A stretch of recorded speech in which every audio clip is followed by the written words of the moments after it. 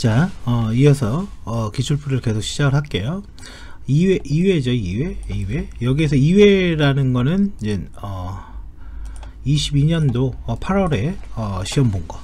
자, 가볼게요. HTTP 메소드 그러면 그냥 명령어 이렇게 생각하면 돼요. 네, 명령어의 이제 대표적인 게 뭡니까? get 방식, 포스트 방식 뭐 이런 거잖아요. 그죠?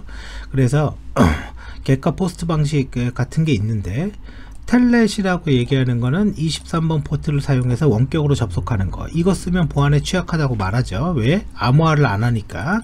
그래서 SSH 22번 포트 쓰는 거, 이거 써라. 그죠? 그런데 어떤 웹사이트를 모의 해킹 할 때 우리가 이제 이 HTTP 메소드를 지원해 주는 게 웹서버죠. 웹서버. 예를 들어서 이제 아파치 뭐 이런 거, IIS 이런 거. 근데 이 웹서버를 그 텔넷으로 연결을 해서 어떤 서비스가 제공이 되는지 확인할 수 있다 이거예요. 그래서 지금 커맨드를 이렇게 친 겁니다. 웹이니까 뒤에다가 80번 포트라고 이렇게 쓴 거죠. 그래서 지금 보면 응답 봐보세요. 일반적으로 get 방식과 포스트 방식. 이 포스트 방식은 우리가 이제 파일 첨부 같은 거 있죠. 파일 첨부 기능을 만들 때는 무조건 포스트 방식으로 개발을 해야 돼. 안 그러면 안 돌아갑니다. 구현이 안 돼요. 그래서 이렇게 일반적으로 쓰는 거고, 그 다음에 이제는 본문은 없고 헤더 정보만 갖고 오는 거, 헤드. 이것도 시험 문제였죠. 헤드도.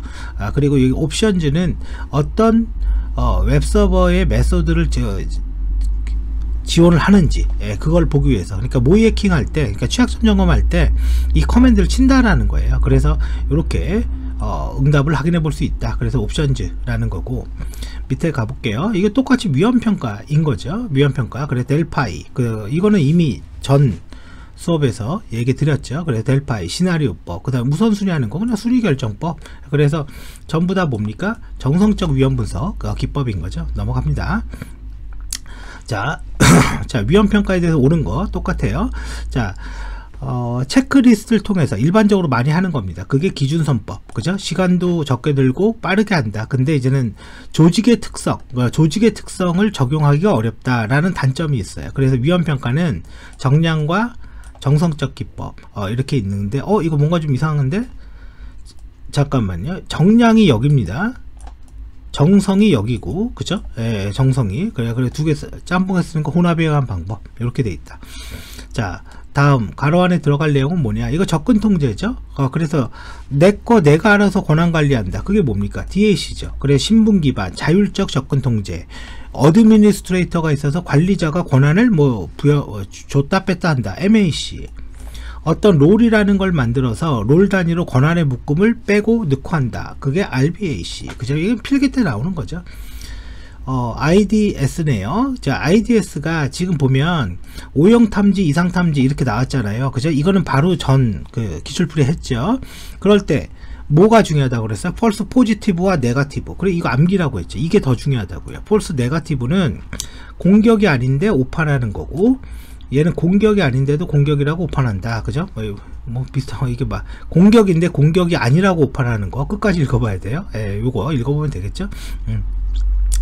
IPsec, 그죠? IPsec은 뭐 하는 겁니까?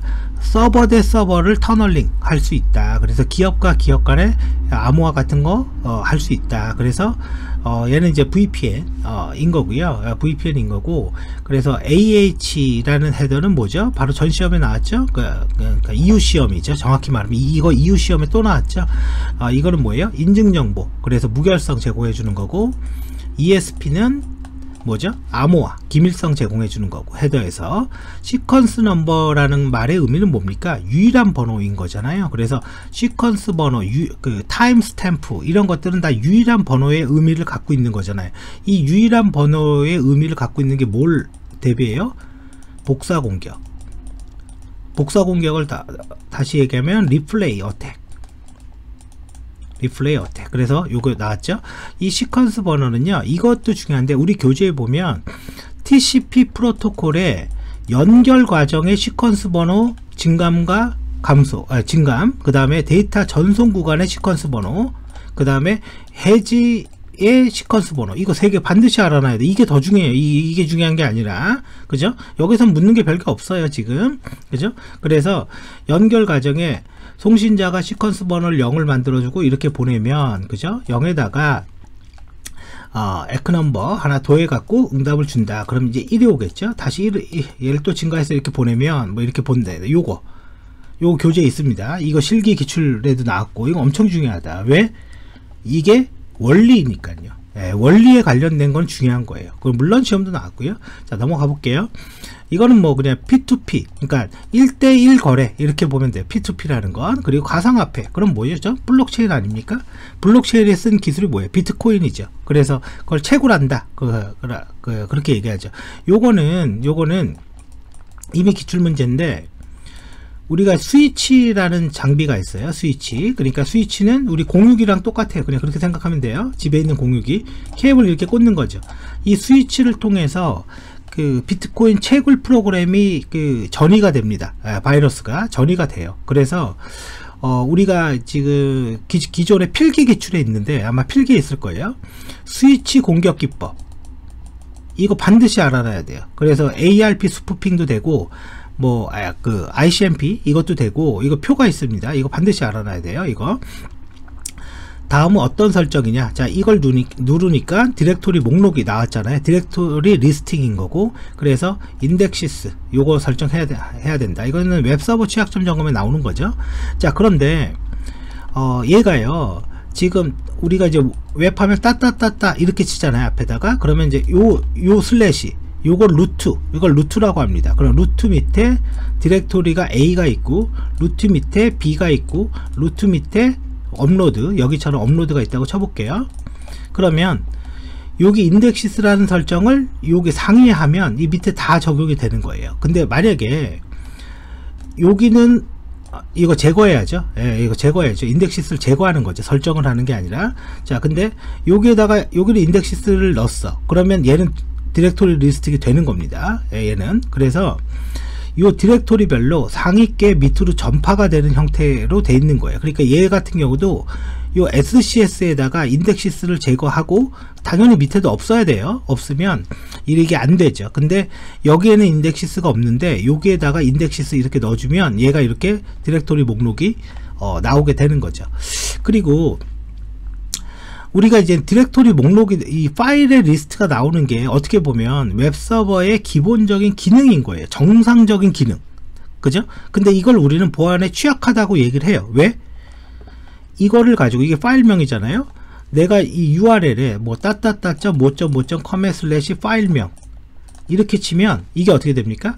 다운로드가 되니까. 이것 때문에 그런 거거든요. 이것 때문에 사실은 근본적인 이유가 다운로드가 되니까. 그런데 웹서버의 특정 디렉토리에다가 집어넣으면요, 이런 게 백날 보여봤자 다운로드가 안 되는 게 있어요. 그게 뭐냐? 웹 INF예요. 이게 톰캣에서 제공해 주는 건데, 이 웹 INF 디렉토리에다가 파일을 집어넣으면 백날 이게 보이는데 URL로 이렇게 다이렉트로 치잖아요. 다운로드 안 됩니다. 다운로드 안 돼요. 그래서 그렇게 이걸 아는 게 더 중요하죠. 사실은 이걸 아는 게. 자, 다음 설명 뭐냐. 이건 이제 처음 나온 겁니다. 서브 도메인 테이크오버, 저도 처음 본 거예요. 그래서 이거는 그냥 이대로만 보면 될 것 같아요. 네트워크의 서브넷을 공격한다. 그죠? 공격하는 방법이고, 하위 도메인이 삭제된 서비스를 가리키고 있는 공격의 경우 공격자가 해당 주소를 재선점하여, 그죠? 도메인 서비스를 넘어가도록 하는 변조 공격이래요. 그래서 요건 요대로 서브 도메인 테이크오버래요. 넘어갑니다. 관리적, 기술적, 물리적 보호 대책이 뭐냐? 그럼 관리적이라는 거는 뭐겠습니까? 정책, 지침, 법률 이런 거고, 물리적은 출입 통제에 관련된 거, 기술적은 암호화, 그 다음에 데이터베이스 접근 통제 이런 거에 관련된 거겠죠? 그래서 쓰면 되는 거고요. 샌드메일, EU 시험에도 똑같이 나왔죠. EU 시험에는 액세스 파일을 어떻게 적용할 거냐? 그래서 make map 프로그램인가 뭐 그게 나왔던 거죠. 바로 마지막 시험에는. 근데 얘는 뭐예요? 이 액세스 파일의 의미가 뭐냐? 리젝트, 릴레이, 디스카드. 이게 뭡니까? 거부한다 이거죠. 릴레이만 중계하는 거고, 리젝트는 거부를 하면서 거부 메시지를 출력하는 거고, 디스카드는 메시지 출력하지 않는다. 그러니까 둘 다 거부는 똑같은 거죠. 오케이는 허가한다 이거죠. 릴레이는 접근을 중계한다 이거죠. 내가 릴레이 해줄게. 그 얘기예요. 자, 쭉 넘어갑니다. 보안기사에서 엄청 중요한 주제죠. 스머핑. 스머핑은 얘는 이제 반사 공격의 특징이 있죠. 이게 무슨 말이냐면, 얘는 일단 공격을 할 때 끝에 IP를 255번을 줍니다. 255번이 뭡니까? 브로드캐스트 IP여서 컴퓨터들이 이렇게 있으면 니네한테 다 ICMP를 보내는 거죠. 근데 이 발신자의 IP가 10번이라고 쳐볼게요. 얘가 20번이고, 근데 요 10번의 IP를 갖다가 어떻게 해요? 20으로 바꿔서 쏩니다. 그러면 응답이 1로 가는 거죠. 1로. 그래 얘가 공격을 당하는 거죠. 이게 뭐예요? 이게 스머핑 어택인 거고, ICMP를 씁니다. 그러면 이거를 방지하기 위한 방법은 뭐죠? 다이렉트 브로드캐스트를 차단한다. 이거 보안기사 실기 기출입니다. 스머핑은 요거 다이렉트 브로드캐스트. 그러면 다이렉트 브로드캐스트를 차단할 때 어떻게 차단합니까? 여러 가지 방법이 있어요.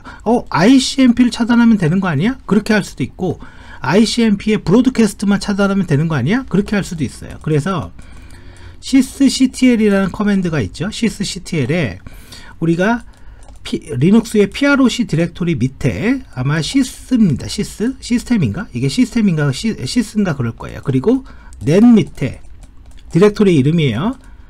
IP 버전 4 밑에, 요 밑에 이제 뭔가가 있는데, 여기에 뭐가 있냐? 우리 필기에 엄청 많이 나왔던 거, 실기에도 나옵니다. ICMP 뭐 이그노아 뭐죠? 브로드캐스트인가?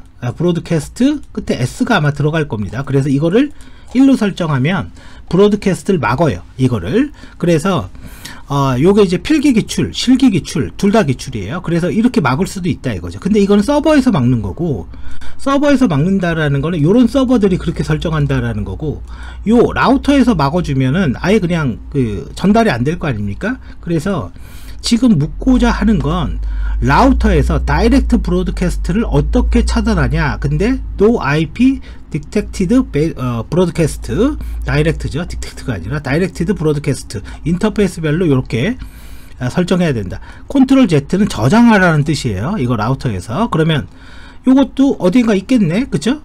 그러면 요 파일은 이미 전 시험에 했죠. 자, 다이렉티드 브로드캐스트 차단 나오잖아요 지금. 그죠? 지금 이거를 가지고 내고 있는 거라고요. 그러니까 제가 전 시간에 뭐라 그랬어요? 이거 설정 보는 거 일단은 그거 알아야 된다. 그래서 이렇게 no IP 다이렉티드 브로드캐스트 차단한다. 이거는 뭐와 관련됐다? 스머핑과. 그렇다고 해서 여기 있는 게 그냥 랜덤하게 막 나오는 게 아니에요. 랜덤하게 막 나오는 게 아니고 얘가 스머핑이니까 나온 거예요. 스머핑이 중요하다라고 얘기 드렸죠. 실전에 중요하냐? 안 중요하죠, 실전에. 자, 위험의 수용. 그죠? 위험의 수용은 뭡니까? 받아들이겠다. 근데 위험을 수용을 받아들이겠다라는 거는, 이거는 경영진의 승인이 필요하다. 경영진의 승인이 필요하다. 그리고 또 하나는 위험 대응 방법이 뭐예요? 회피, 전가, 감소, 수용. 이건 무조건 암기. 이거 교재 있죠? 이거 필기 실기 교재 있어요. 이론서에. 이론서가 더 중요합니다, 여러분들. 제가 얘기하지만 이론서랑 필기 기출풀이에 있는 그 풀이 밑에 있는 표들 있죠. 그거 엄청 중요해요. 그게 더 중요해요. 실기 공부할 때. 자, 그래서 대책 평가 기준과 위험 회피의 의미는 뭐냐? 자, 수용이라는 거는 뭐라고 그랬어요? 받아들인다. 그래, 경영진 승인 받고 감수하겠다. 자, 그 다음에 회피라는 거는 너무 위험이 커서 야, 그 일 하지 말자 이거예요. 그래서 사업 포기하자.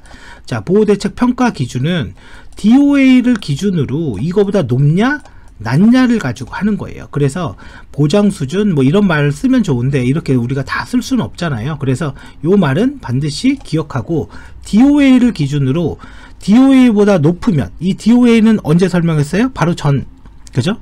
프리에 DOA보다 높으면 어떻게 됩니까? 수용을 하면 안 되죠. 예, 수용을 하면 안 되는 거예요. 그때는 어떤 전략? 감소를 해야 되는 거죠. 모든 게 DOA를 기준으로 합니다. 좀 넘어가죠.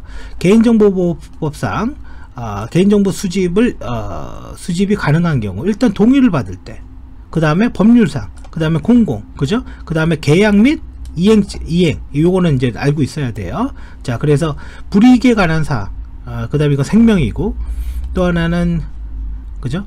이건 생명이고, 또 하나 요거 할 때, 불이익에 관한 사항도 알려줘야 된다. 그죠? 뭐, 이거는 이제 그 수집동의 얘기하는 겁니다. 사실 불이익은.